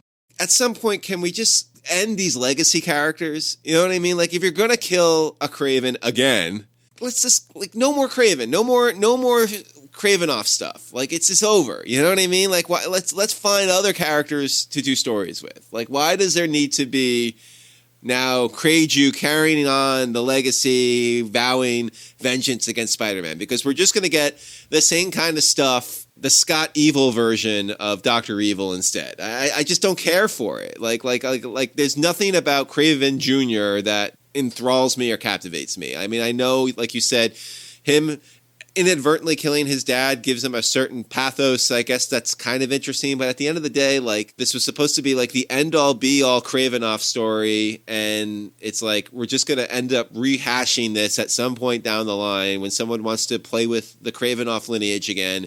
And we're going to be back here again. And I'm just done with it. Like, let's just move on. No more goblins, no more Kravinoffs. Like, come on, move on, creators. Yeah, I mean, it seems like this is like bound to happen. It's almost like the will of like the Force in, Spider-Man comics is that nobody can truly go away. And so it ends up removing any and all of the stakes of it. Like, it seems like this was done just to clear up the character and allow him to move past being the guy that killed himself, right? But like, that was interesting, and undoing this now and just getting Kraven back almost undoes that interesting. And now it's like it's been undone twice, and inevitably someone will do that same story-ish thing again. Like when we get Kraven's new hunt or whatever it is. It was such a pivotal moment for the character. You can't really escape the shadow of that. And maybe someone will do something interesting with this new guy. But he's just Kraven again. And yeah, I don't know. Like, I'm open to it, but it seems like it was done just for the very nature of cleaning things up. And I just don't think cleaning things up is enough for a story. I mean, especially when you consider the fact, like, I actually kind of liked the whole premise of, going back to the Gauntlet and the storyline during the Brand New Day era when they resurrect Kraven the first time, and the fact that he doesn't want to be back. You know what I mean? Like, I thought that was a really cool twist. Like, it's like they go through all these paces. His family goes through all these paces to bring him back. And then it's just like, no, why the hell did you do that? And basically him trying to find every way possible to undo that error. And now it's been undone. So, like, again, like I said, like, to me, this closes the loop. The story is over. And you're right. It's inevitable in comics, but like, if there ever was a time to close the loop for good, I feel like this is where you close the loop on Kravinoff, and we're just not going to get it. So I guess moving forward, we do. I don't know. Well, for me, this is like, complicated by the fact that like we have other reveals here that like when the force field comes down and we see the Avengers there, there's no seemingly additional stakes for who has been killed as an animal character. That never escalated. And the same is true when we go inside the Plaza Hotel. It seems like only Bob died, the one death that we saw. Was there really any real conflict in the story at all? If we already saw all the people that died, that's it? Like 2 people, maybe 3 people died? I guess it's like what? We saw the death of the iguana, the gibbon, and Bob.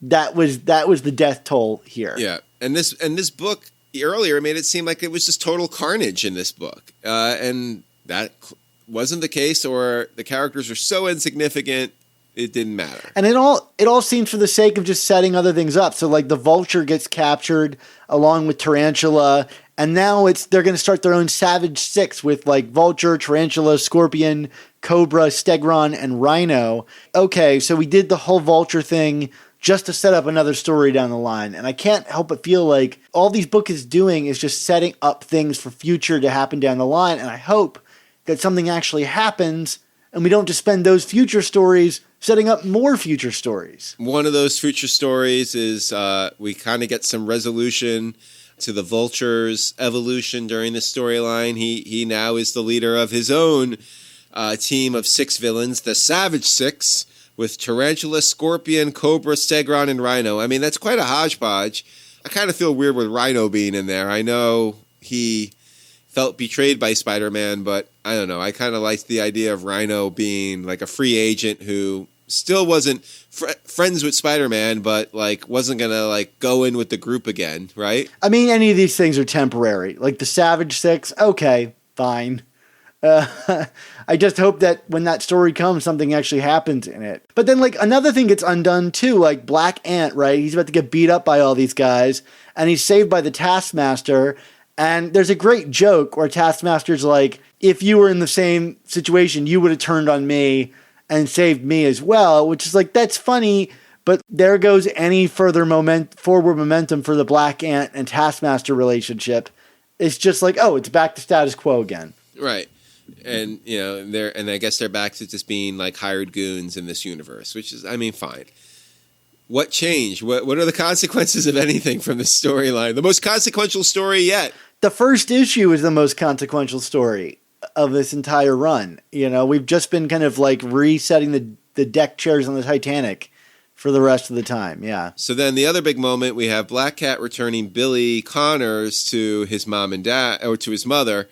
I feel like you have some issues going on with how Kurt Connors is left in this storyline, right? Right. I mean, I think the implication here is that, like, without the inhibitor chip, Kurt is now, like, at the mercy of turning into the lizard. And, we kind of see that even in this issue. It's not, like, explicit, but, like, there's an image of him on the ground in Central Park and then kind of like a close-up of the lizard's eye, after changing. I continue to have this question, like, why does Kurt have two arms? Before I could no-prize it and say, like, the inhibitor chip, it must be allowing him to control what element of the metamorphosis that he wants. But now it's like, wait a minute, why does this character have two arms? And, like, where does that come from? Because it's consistent across different artists. Maybe, Nick Spencer is writing this? I don't know. It's very strange to me. They're all referencing the same first issue that shows him with two arms.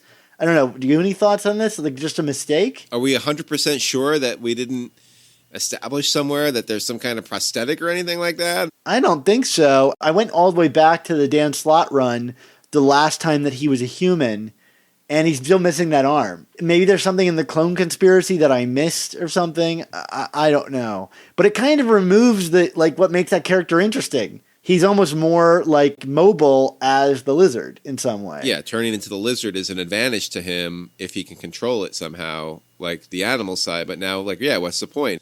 Yeah, I don't have a no prize guess for you here, Dan. Nor do I have a theory. It's kind of wild. Kind of a subtle change, and I will say this probably was, like, even though it was kind of a one-off moment, might have been one of my favorite parts of this issue, just for its sheer creepiness, especially with Otley's work here. We kind of get a little bit of resolution or next steps of evolution for Vermin. Multiple versions of him kind of appear out of the shadows to attack someone in the subways. Super creepy, right?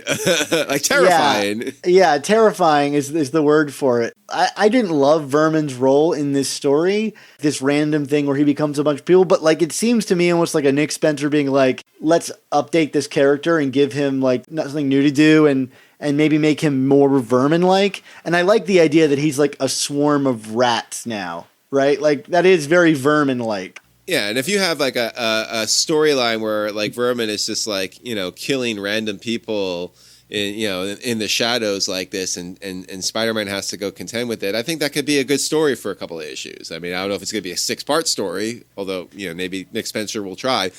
But, like, that could be fun and creepy and could really bring out the best in Otley. So, I mean, let's see where that goes.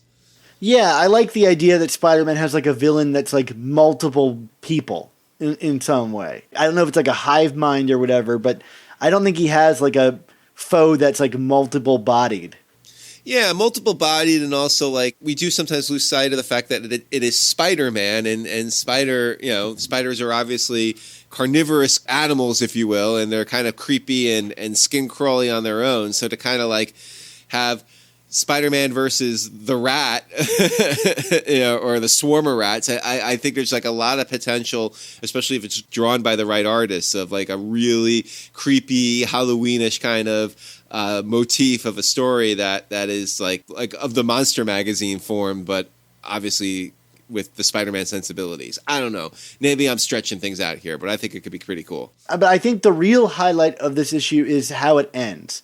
Or, like, right before it ends, which is, like, Peter this whole time is freaking out that something is going on with MJ because of the mist that he'd been huffing that showed him, like, the potential future with glass and blood on the floor in the apartment. And so he swings over and the window is legitimately broken and he goes in and there's blood all over the floor. So far, so good.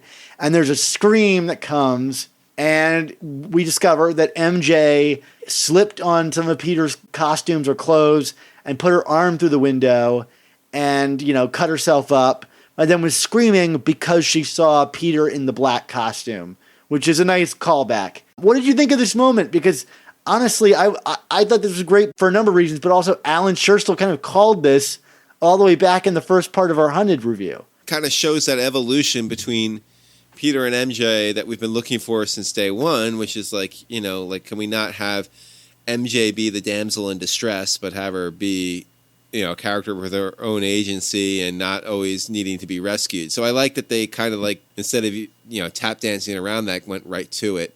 And like you noted, there was some good references to earlier stories in terms of the black costume and stuff. It's interesting. I mean, we'll see where it goes from here, but I feel like we kind of, throughout this arc, have gotten a moment here and there where MJ actually seems to be evolving as a character, but then like that stuff gets tabled for, you know, them making out while they go bowling or something. So I don't know. What do you think? Yeah, that for me is the big thing, is I want to see this followed up on. There's a nice, really touching moment between the two where they embrace, and, you know, Peter is crying because his fears have so overwhelmed him. And I really liked that a lot. I'm hoping that the conversation evolves into what Alan was getting at in our review, which is, can we address that it isn't just MJ's fears about Peter going out that ended their relationship before, but also Peter's kind of like overly doting attitude where he like feels this kind of immediate reaction that MJ is in trouble and that he has to be the one to save her. And I think like Spider Island was a great way to kind of empower MJ in a way. And I think we're ready for this relationship to move forward. And I hope, you know, this is a great first step, and I hope we acknowledge it in another issue, which is like them come to terms with like, I don't need to worry about you necessarily. I think this is like exactly what I wanted. I don't know if it's totally earned. The shush thing is wearing on me, but in its own way, this was a nice moment. All right, well, you just mentioned Shush, so we obviously get some reveals here in terms of setup. What'd you think of this? I mean, we're getting more hints, but again, we're still kind of like, can we just get to this already? You know what I mean? Right. Am I getting impatient here, Dan? Am I poo-pooing long-form storytelling right now? No, I don't think so. For me, the Shush thing is like, I need to see him take action. Now, what's interesting here is that he specifically spells out, or it, whatever it is, spells out that it is not willing to take action, right? Just like we talked about before, in his centipede form, he, whatever, they suggest that they don't want to harm MJ because she's innocent and cares for innocence. And what Shush is really doing is trying to protect her from Peter's damage, right? Peter is the one that's going to end up harming her to the point of killing her. And when Peter does that, it will allow for Peter and Shush to be alone. And this is what's confused me. I'm sorry if I'm speaking kind of like broken up here, because I'm trying to get this right in my head, which is Shush both expresses a desire to protect MJ from the damage Peter will ultimately do to her, but also seems to express joy about that they'll finally be alone together. I also want to like, and I'm not trying to be overly pedantic here, but do want to keep pointing out the fact that he doesn't refer to Peter as Peter. He refers to him as Pete, which I still think is a key to this, because Pete is always a familiarity. There's an intimate familiarity with Peter Parker from this person. It seems clear to me that Nick Spencer is really working over these words. Like, they are deliberately chosen, each word that we get.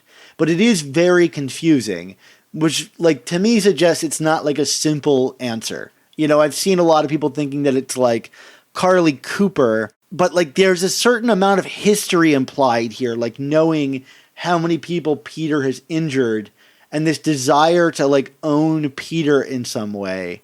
I really my initial guess remains my best guess, but there's such conflicting suggestions here. It almost implies like a level of like fate, right? It's like, I'm not going to hurt this person, but I know that you are going to hurt them, which will inevitably bring us together. It's so strange to me. I don't really know what to think of it. I agree with you. I still think your initial guess about who this character is or the relation here is probably the closest version to the truth. I've had a couple of people who are really pushing the theory, and I think we talked about this on the show a few times, that it's maybe the corpse of Otto Octavius when it had Peter's mind in it, which I guess is possible, but like I kind of feel like that loop was closed in Dead No More with that character, if you will. Yeah, that seems like a reach for me, and I'm happy to be proven wrong here. I think we're going to find out in like,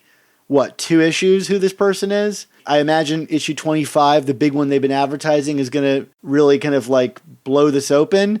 I mean, in an ideal world, I wish Peter and this character had interacted more specifically, but maybe 25, the reveal will really lay out why that wasn't the case. I'm still interested, but I feel like now we're starting to really kind of like hem over the same clues over and over again now. And not for nothing, I mean, I think I might actually be a little disappointed at that. The reveal it's somehow related to Otto and Superior, because, like, again, I feel like a lot of the Nick Spencer run, and this is not a knock on Dan Slott, but it's kind of been like putting the Dan Slott run in the rearview mirror. We've been cleaning things up. We've been kind of correcting things that maybe Nick is uncomfortable writing about, or maybe thinks he shouldn't have been done. Whatever, however you want to phrase it. I think to go back to that storyline and like kind of bring that forward here would be a step in the wrong direction for this run, and I think would then bring everything back to Dan Slott and Superior and everything that happened there. So I do want to say that, like, just definitively, if that does end up being the reveal, it's going to be disappointing to me. I'm trying to have an open mind, but like I just want to put that out there. And that's why I'm sticking with my original theory, is that it's some corrective thing on the Peter Parker marriage, because so much of this book has been his whole first year spent seemingly correcting things. I think often at the expense of, moving Peter forward as a character. But like, what's the ultimate thing to correct? It's like dealing with the marriage. And that's why I've still kind of clung to that. Is like, that seems to be Spencer's MO. Is like going back and dealing with things that bother him. So this would fall right in line with that. We'll find out soon enough.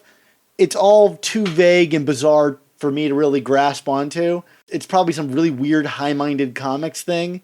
So, I mean, we're going to find out sooner or later. At least I hope so. I hope it doesn't become a bungled Hobgoblin thing.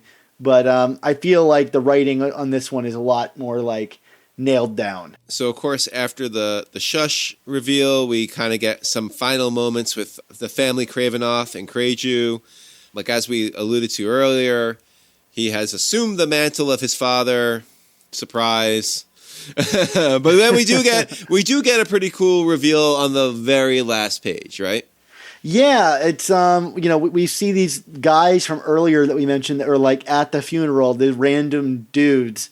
And it turns out one of them is the Chameleon, who is kind of acting grateful that like Kraven didn't include him in the big hunt, in that his name is animalistic. And because Chameleon really was a part of the great sin, perpetrated upon Kraven, right? Chameleon was part and parcel with bringing him back from the dead, which he went through his whole family and killed everybody involved in that. So in a way, I think Chameleon is like thankful that he did not suffer the same fate. I don't know, Mark. I thought the art here was super cool, even if I'm like a little uncomfortable with Chameleon having shape-shifting powers. What is this character's powers? It changes like a chameleon. I'll say that. I tend to think I'm with you. I feel like, I mean, let's make it consistent, but like if I'm being like a total like nerd about this, like I kind of hate the idea of Chameleon having shape-shifting abilities. I mean, to me, like the definitive version of Chameleon still remains that Fred Van Lente story, where he's like, basically kidnapping and murdering people and melting their faces off and assuming their identities. I mean, that is like Chameleon, like creepy, crawly Chameleon to a T. So I do hope that we get some references to that if we're going to move forward with this character. It's just not fun if you can't pull off his mask at some point, right? Like if he's a shapeshifter, he's literally Mystique. That's a very different thing than the kind of like grounded Chameleon character that we got, where it's like it can be solved. He's a different character. I feel like it fundamentally changes the character if his power set is upgraded in that way. But it was still a cool visual and cool to see this character come back. I think he's also a really underserved character. I understand that his powers aren't, like I said, in my ideal version, as like whimsical and crazy in terms of like big powered fights with Spider-Man, but the kind of like deception and ability that he has to kind of screw up Peter's personal life, I feel like has not been fully utilized. So I'm excited to have him back. Although I got to admit, I wish this had built a little bit better. These characters that are introduced at the beginning of the story, we've never seen them before. So the reveal that one of them is Chameleon is not much of a reveal, because it's like, oh, you mean the character I've never seen before is Chameleon? Great. It's kind of like Roderick Kingsley and his brother, his not a twin brother, right? Yeah. Like, oh, okay, that's happening. So to me, this issue, I think, is more fine on its own than it is as like the arc itself has not been one that we've particularly loved. It is an appropriately done and executed epilogue issue and sets up a lot of stuff for I'm assuming, the next year of Spider-Man.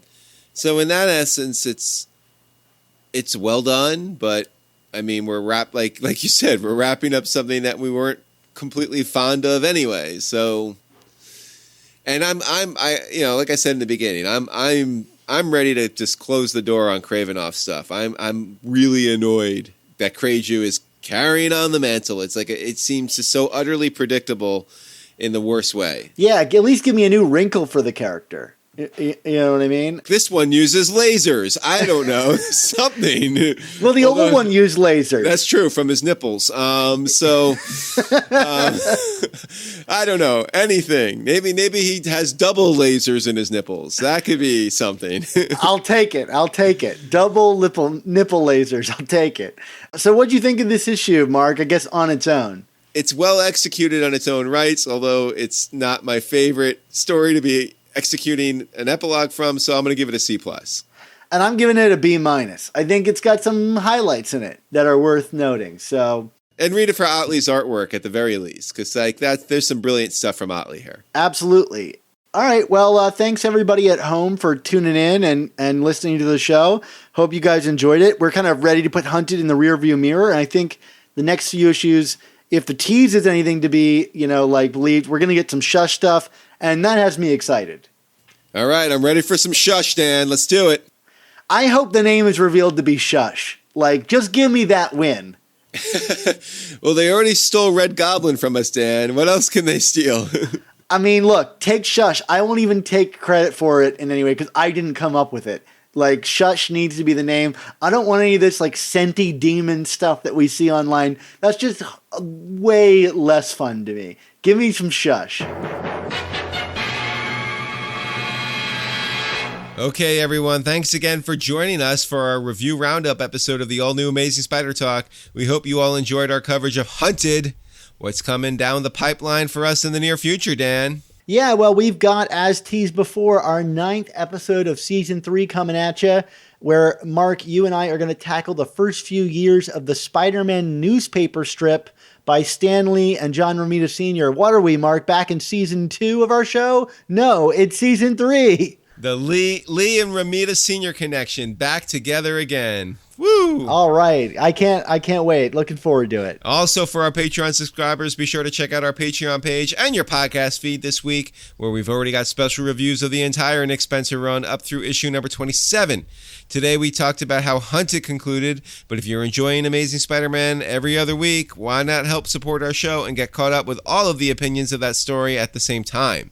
Remember, for just $3.99 a month, the price of a new comic, you'll get access to our exclusive new issue reviews, B-book reviews, and more. And for $10 or more a month, you'll get access to some awesome commissioned artwork, this time from Barry Kitson as he depicts the tremendously sad moment that Spider-Man learned of Gwen Stacy's demise. So sad, Mark. So sad. Who could have seen it coming? Nobody, Dan. Nobody. Well, also, if you want more Spider-Man goodness, check out our sister show, The Untold Talks of Spider-Man, as this week they discuss the epic graphic novel Amazing Spider-Man Hooky, that very strange graphic novel. Epic is one word I don't know I would have ever used to describe that, but absolutely check it out. Okay, well, plus we've got the amazing Spider Slack community for you to join. Just check out this episode's description for a link to join our Spider-Man talking community, where you can dispute whether or not the use of the word epic was appropriate for describing Amazing Spider-Man Hooky. I love when we pick nits, Dan. It's so great. And speaking of picking nits, Dan, where can we find you on social media? I'm always picking nits over at SupSpiderTalk on Twitter. Also, check out our new Instagram for Amazing Spider Talk. It's at Amazing Spider Talk. I'm experimenting with that format and trying out new things over on Instagram. I'm not sure how successfully, but I'll leave it to you guys to let me know. Now, how is that for an advertisement? Mark, where can we find you on the internet this week? Well, you can find me on Twitter at Chasing ASM Blog. You can always buy my book, 100 Things Spider-Man Fans Should Know and Do Before They Die. And I'm on Instagram. I mean, it's usually me posting about running and beer, but I'm at Mark Ginocchio. So why don't you check me out on Instagram and then sign up for our Amazing Spider Talk Instagram page, right? I'm always loving how much you're living both a healthier and less healthy life than I am at any given point in time. You're like the Pandora's box of exercise. I am the Schrodinger's cat of health. You know, there you go. That is what I meant to say. The cat is either running a marathon or really drunk. Or both. You just don't know until you open the box. It's weird that Amazing Spider-Man talking falls directly in the middle of your behavior. Absolutely. Yeah. Well, look, as we're pondering that, there's plenty of other things to ponder, like the motto for our show, which was sure to give you a think. Mark, what is that thing we're going to be thinking about this week? Of course, we will be thinking, with great podcasts must also come the all-new Amazing Spider Talk. Don't miss the next